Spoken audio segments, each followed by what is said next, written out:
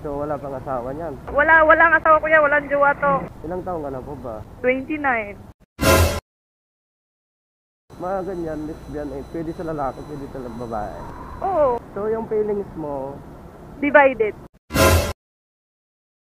baka babae talaga yung inaano mo. Hindi mag-ano pa rin ako ng lalaki. Marunong na nga eh. Anong marunong na? Alam mo na yun. Ganda mo pala, ako lang humaling.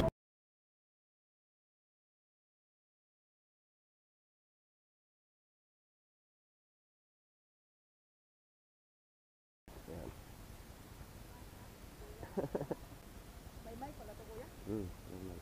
Parang nga kwentuhan tayo. Nag-apply ako kuya pa abroad. Magpa-flight ka na? Opo. First time ko kaya to kuya. First timer kang mag-abroad?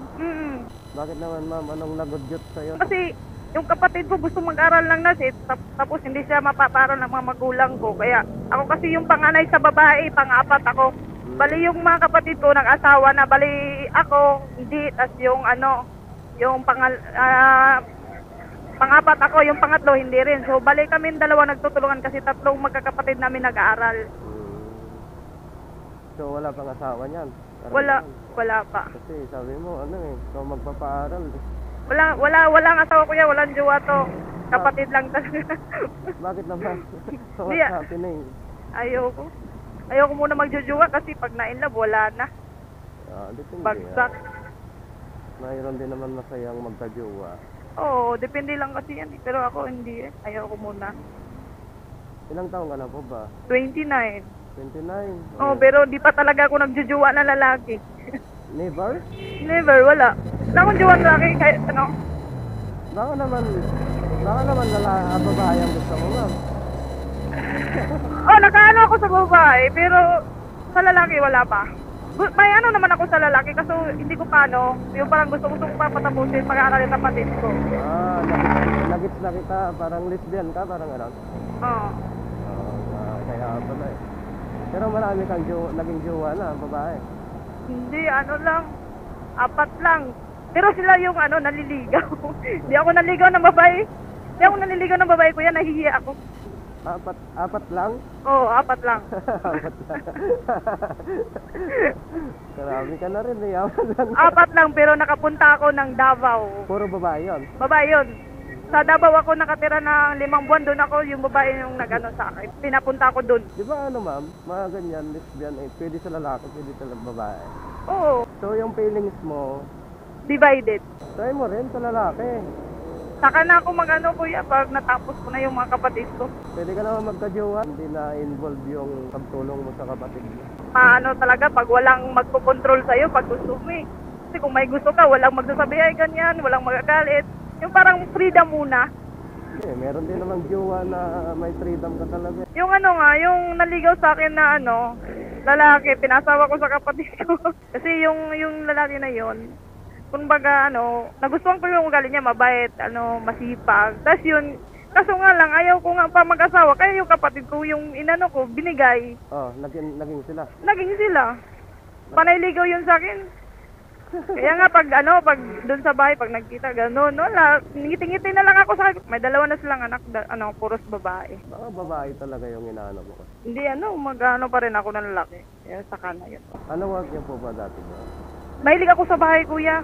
Paboritong trabaho ko yan kasi sa bahay, wala kang gastos kahit piso, buo sahod mo. Tapos pag, halimbawa, nag-apply ka ng mall, pag nag-apply ka, syempre, boarding house, pagkain, pamasahe. Kaya ginusto ko mas, ako sa bahay. Oo, kasi pagising mo, andun ka na kaagad eh. Oo, tapos libre lahat.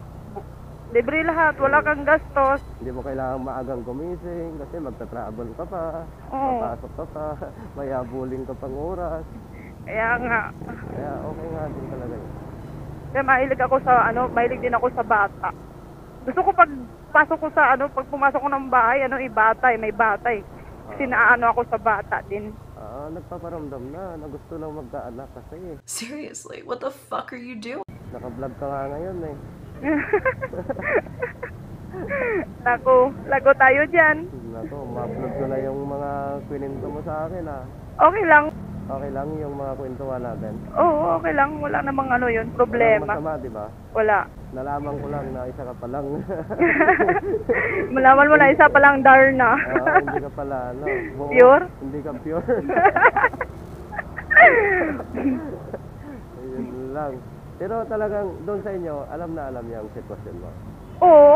Na, Kasi nga, nung ano talaga, nung high school ako, merong nanligaw talaga mga lalaki. Tapos, yung ano na, yung ano na ako, grade 11 na ako. Merong lalaki yung kumbaga, ano lang ng isda doon, kumbaga naglalako. Tapos, nakita ko, bali, nagpaulit-ulit siyang balik doon, tapos nanligaw hanggang na hindi na umuwi. Tapos yun nga, ayaw ko nga muna nang magkajowa. Kaya yung ginawa ko noon, nagpapagupit ako ng buhok lalaki. Yun yung ano. Oo, kuya. Tapos nung nagka-ano na ako ng K-12, siyempre, may sabit din ako sa live bird ko eh. Kasi yung live bird ko, lalaki din eh. Male yung gender ko doon eh. Kasi nga sa pangalan ko din naman, di ba? Tapos yun nga, simula noon, natuluyan. Natuluyan, pero control ko. ilang age ka noon nang nalaman mo? Ako? Hap-hap. Ano na, siguro grade 6. Hindi mo pa na-try yung lalaki eh. Hindi kasi, ang inisip ko kasi dapat pag nag-asawa ka ng lalaki, dapat buo ka din. Minsan ngayon, yung mga babae, sa ano ngayon, wala nang ano eh. Batang, mga ano, ilang taon pa, marunong na nga eh. Anong marunong na? Alam mo na yun. Mga kabataan ngayon, kaya maraming nabuntis eh, na maagang nag-asawa kasi nga, sa ano ngayon, May ano ka, messenger. meron. Kunin ko na lang messenger mo mamaya. Ikaw bala, kuya. Mahilig ka sa gwapo. Hindi rin. Ugali naman talaga yung hahanapin sa isang tao. Ako kasi, kuya, hindi ako mahilig sa alak. Trabaho uwi, trabaho uli. Hindi rin ako mahilig sa barkada. Kahit pinsan ko, hindi naman ako nakikisama, magdala-gala. Sa akin lang talaga, trabaho uwi. Swerte naman ng ano, ng mapangasawa mo niyan, ng lalaki. Hindi mo pa naranasan nakatikim ng alak. Hindi. Hindi mo pa alam ang lasa ng alak. Nakaano lang ako sa Mig Apple, unti lang. Pero yun lang natikman ko. Yung gin ang sinatopic ko. Hindi mo pa na-try yung gin? Yun lang natikman ko sa Mig Apple, tas ano, siniseran ko ng Coke. Kasi nga hindi nga sanay. Ano kasi ako eh, nag-aaral ako habang nagtatrabaho ng gabi. Pag uwi ko ng Parlan, duty ako ng gabi ng ano, yung parang waiter sa sa bar. Yun, duty ako. Tas pag uwi ko, uwian kasi namin 3 AM, madaling araw yun. Tas pag walang pasok, ano naman ako, pasok na naman ako sa kantin. Kumbaga, dubli kayod kahit wala akong asawa kasi nga, yung kumbaga may motor akong ulugan, tapos siyempre sa mama ko nagbibigay din ako, pambaon din ng mga kapatid ko, gano'n. Wala kang active ngayon na jowa na babae? Wala. Oo. As in, single ka ngayon, wala kang ano? Wala. So yung taga Davao talaga yung pinakaano ko eh. Yung parang nagustuhan ko kasi nga, kumbaga wala siyang kapatid, siya lang yung mag-isa. Bali, nung pumunta ako noon, gusto ko kasi siya yung anuhin ko eh, yung tulungan, maalagaan, ganun kasi wala siyang malalapitan kumbaga nagsusolo lang din siya. Ayoko sa lalaki na mahilig mangawa, like may kung malasing ganun. Kumbaga gusto ko kasi yung peace lang ba.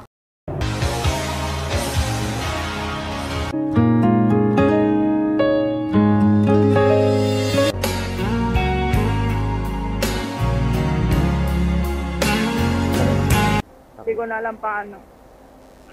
Ang ganda mo eh. Ano yung FB mo? Kunin ko.